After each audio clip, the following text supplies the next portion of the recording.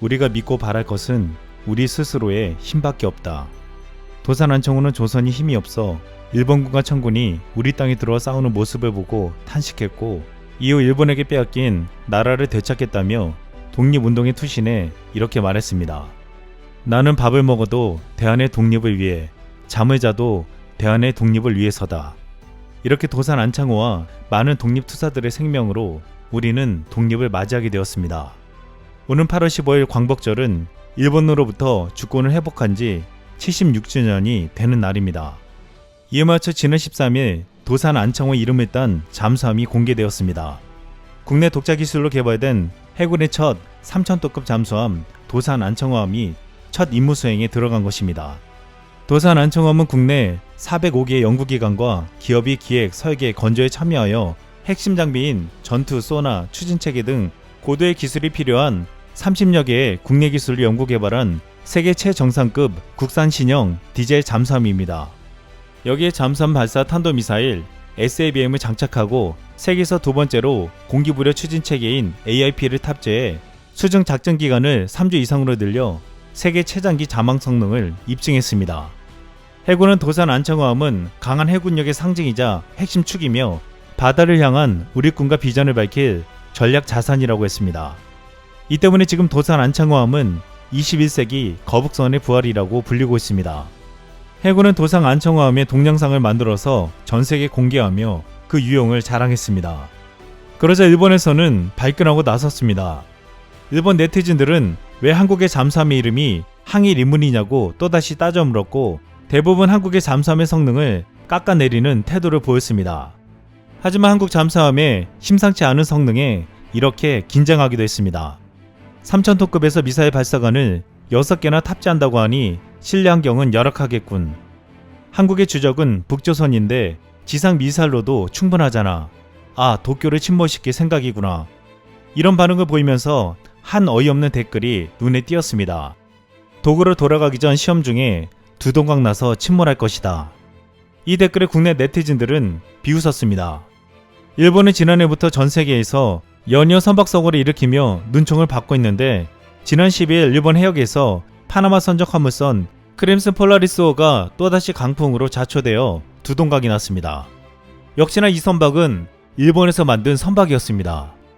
이 선박이 두동강이 나면서 일본 앞바다에는 연료용 기름이 유출되었고, 한 일본 어민은 오징어와 고등어 등 바다 위로 떠오르는 물고기에 큰 영향이 있을 것이라고 울상을 지었습니다. 한 국내 네티즌은 이런 상황을 두고 배라서 할복이라는 말을 남겼습니다. 일각에서는 앞으로 바람이 불면 일본에서 만든 배는 띄우면 안 되는 게 아니냐는 말을 하기도 했습니다. 지금 잠수함이 두동강이 나는 것을 진짜 걱정해야 할 것은 우리가 아니라 일본이라는 것입니다. 이번 76주년 광복절은 역사적으로 의미 깊은 일이 예고되고 있습니다. 독립영웅 홍범도 장군의 유해가 78년 만에 고국으로 돌아오기 때문입니다. 카심 조마르트 토가예프 카자흐스탄 대통령이 광복절이 지난 다음 날 16일 한국을 국빈 방문하는데, 지난 2019년 협의한 홍범도 장군 유해 봉헌에 대한 약속을 이행하는 것입니다. 카자흐스탄에 안장되어 있는 홍범도 장군의 유해는 15일 저녁 한국에 도착하며 이 장면은 TV로 생중계될 예정이라고 했습니다. 그리고 홍범도 장군의 유해는 국민 추모 기간을 거쳐 국립대전 현충원에 안장될 예정입니다. 독립기념관은 홍범도 장군 유해 봉환 기념으로 생전 영상을 공개하며 홍범도 일지와 봉우동 전투 상보 등을 함께 소개하겠다고 했습니다. 많은 이들은 78년이라는 세월이 지나 마침내 우리 민족의 영웅 독립투사 홍범도 장군의 유해가 고국으로 돌아올 수 있게 된 것에 대해 환호하고 있습니다. 우리 정부는 카자흐스탄과 국교를 맺었던 1992년부터 추진을 시도했지만 북한 측의 남한으로 가는 것에 강하게 반발하여 무산되었고, 이후에는 카자흐스탄 고려인 동포들이 장군의 고향인 평양에 안치되어야 한다며 반대하기도 했습니다. 하지만 이번 정부에 들어 홍 장군 유족들의 동의를 얻어내고 카자흐스탄 정부의 적극적인 협조를 구하는 등 끈질긴 노력 끝에 마침내 고국 땅을 밟게 된 것입니다. 국내 정치권에서는 내 땅을 빼앗기지 말아야 한다는 홍범도 장군의 정신을 다시 한번 새겨야 한다며 경기 영토 전쟁에서 일본에 져서는 안 된다고 말하고 있습니다. 일본은 지난 2019년 수출 규제로 한국 경제 일방적으로 공격해왔습니다. 하지만 한국은 이를 거뜬히 막아내며 현재 국제 경쟁력 순위에서 23위로 일본보다 7계단 앞서 역전했습니다. 1995년까지만 해도 한국은 26위로 사이였던 일본과 격차가 컸으나 25년 만에 일본을 앞지른 것입니다. 또한 한국은 국가 신용도와 구매력 평가 기준, GDP 세계, 제조업 경쟁력 등 주요 지표에서 일본을 앞질렀습니다. 일본은 잃어버린 30년을 통해서 한국에게 초여당했고 아직도 과거에 대한 반성보다는 역사를 왜곡하는 행태를 멈추지 않고 있습니다. 지난 13일 일본 정부에서 코로나 대책을 겸하고 있는 니시무라 야스토시 경제재생상이 야스쿠니 신사를 참배했습니다. 그는 참배를 하면서 취재진에 종전일은 일요일이라 붐빌 것 같아서 미리 참배했다고 했습니다. 일본 정치권에서는 다 함께 야스쿠니를 참배하는 모임도 코로나 감염 확산 때문에 지난해 이어 올해도 참배하지 않기로 했는데 정작 코로나 때문에 외출 자제해달라던 코로나 대책장관이 앞장서 야스쿠니 신사를 다녀왔다고 비판했습니다. 지금 이러한 행태는 단적으로 스가 정권의 역사의식을 보여준다고 말하고 있습니다. 현재 일본에서는 올림픽 이후 2만 명에 가까운 확진자가 나오며 의료 붕괴가 현실화되고 있는데 지금 일본에서 난리가 난 곳이 오키나와입니다.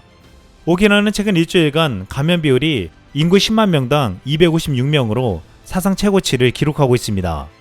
이는 미국과 인도네시아보다 2배 가깝게 높은 수치로 세계적으로도 높은 수준입니다. 오키나와현 정부는 하루 신규 확진자가 사상 최대인 700명을 넘길 것으로 보고 있습니다. 현지 매체 류큐신문은 성 곳곳의 의료센터가 응급수술을 제외한 외래진료나 안과수술, 치과치료 등을 중단하고 코로나19 대응에 집중하기로 했다고 전했습니다. 또한 남부의료센터 어린이병 등은 중환자용 침상으로 채워지고 의료장치도 모자라다고 했습니다. 이 같은 상황에서도 일본 정부가 전혀 손을 쓰지 않고 있는 게 아니냐며 차별 이야기가 나오고 있습니다. 오키나와는 백신 접종률도 일본 평균보다 현저히 낮은 상황인데 당국과 갈등이 있기 때문에 내버려두는 게 아니냐는 말까지 나오고 있습니다.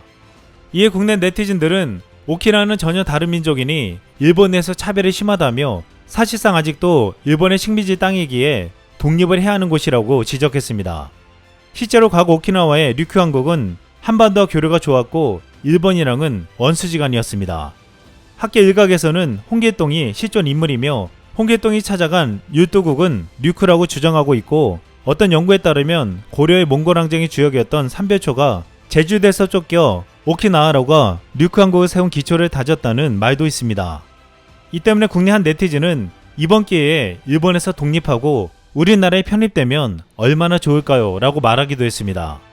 일본 정부는 올림픽을 치르면서 독일의 소녀상이 전시되자 철거하라고 끊임없이 요구했습니다. 소녀상이 전시된 독일 드레스덴 민속박물관 측은 직원들에게 매일 수백 통씩 소녀상 철거 요구 이메일 폭탄이 쏟아졌다고 했습니다. 한 전시장 관계자는 수백 통의 이메일을 받아서 괴롭다며 이메일은 모두 같은 내용으로 각기 다른 독일 이름으로 보내졌다고 실토했습니다. 그러면서 이메일의 내용 중에 가장 황당한 부분에 대해서 말했습니다. 독일 민족으로서 일본이 폴란드 희생자를 추모하는 조각상을 세운다면 어떤 심경일 것 같냐? 이에 그는 이렇게 답했습니다. 당연히 좋은 일 아니냐? 이상 쓸멍이었습니다.